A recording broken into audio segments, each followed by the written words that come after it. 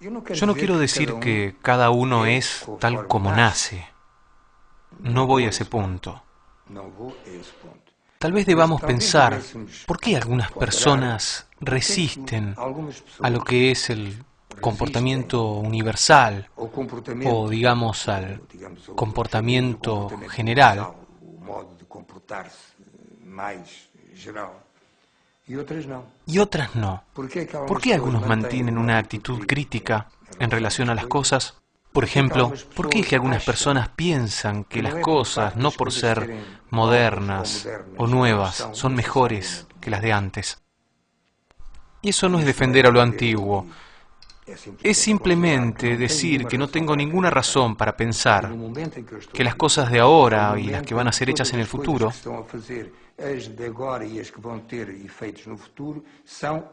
son las únicas y las mejores que pueden haber sido hechas, pensadas, imaginadas y utilizadas. No tengo ninguna razón para pensar eso. Al contrario, muchos indicios nos demuestran que estamos tomando por un camino errado.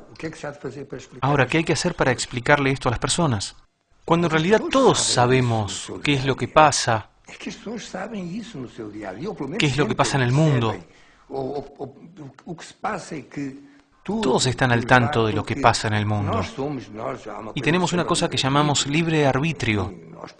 Hay gente que puede escoger entre el bien y el mal, y escoge el mal y sabe que está haciendo el mal.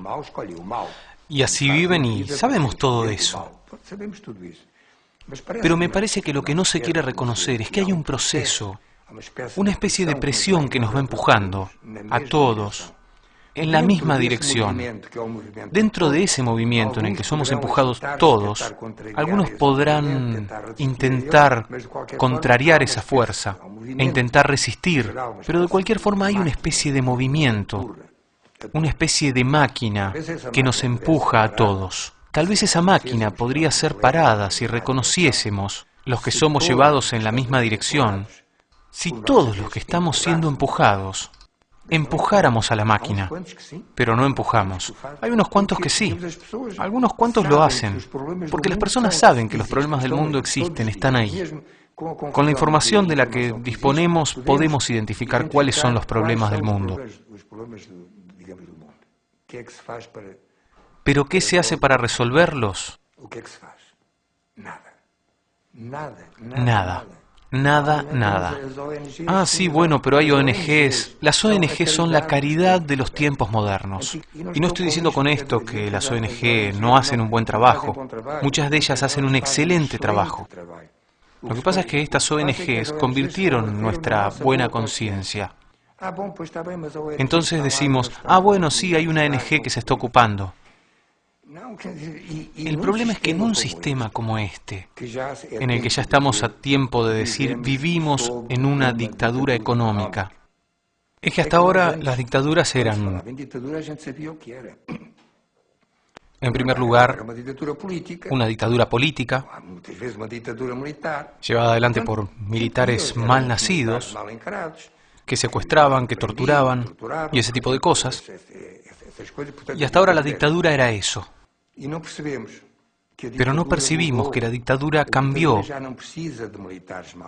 y que ya no precisa de militares mal nacidos, ya no precisa de políticos corruptos, ya no precisa de grandes batallones de la muerte, ya no precisa de eso. La dictadura de hoy es económica. Vivimos en una situación que se podría llamar también capitalismo autoritario. En una situación de esta, en la que nos hacen creer que lo mejor es triunfar en la vida, y triunfar en la vida significa tener mucho, lo más que se pueda. 3 automóviles en lugar de 1, 2 casas o 3 o 4, tener mucho de todo aquello que se llama un bien. Esa máquina de producción de bienes, muchas veces inútiles, nos obliga a comprar y comprar y comprar. El concepto de ciudadano fue sustituido por el de cliente. Nos convirtieron en clientes. Somos consumidores, nada más. Y después se habla como si se tratara de una moda, de la moda de la democracia. que se converteu numa moda, que é a moda da democracia. Bom, eu sou democrata. Y yo soy demócrata, pero mi concepto de la democracia no tiene nada que ver con el concepto de democracia en vigencia y que se practica. Un concepto de democracia que se limita a pedir al ciudadano, que de todos modos lo sigue siendo.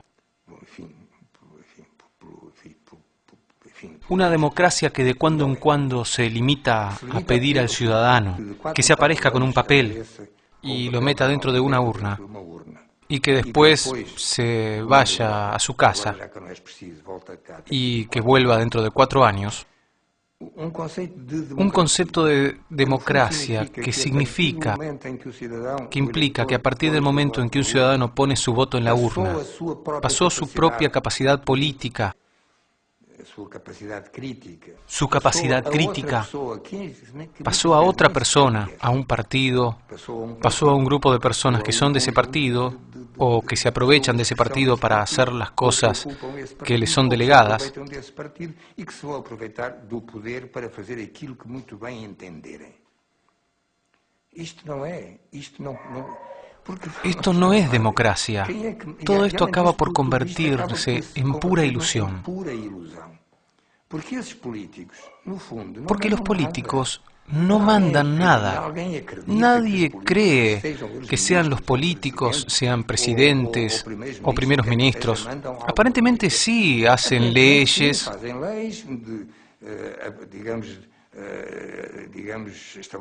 establecen impuestos, pero mandan. No, no mandan.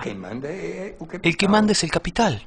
A ver, veamos una cosa. ¿Alguna vez de Coca-Cola se presentaron a las elecciones de un país cualquiera para decir nuestra plataforma política es esta, nuestros candidatos son estos, vótennos? No, no precisan. Porque son los que mandan. Y quien dice Coca-Cola dice General Motors o cualquier multinacional que esté por ahí, que son las que efectivamente nos gobiernan. Por ejemplo, veamos cómo funcionan las universidades. Las universidades de hoy están ahí para hacer lo que las empresas necesitan.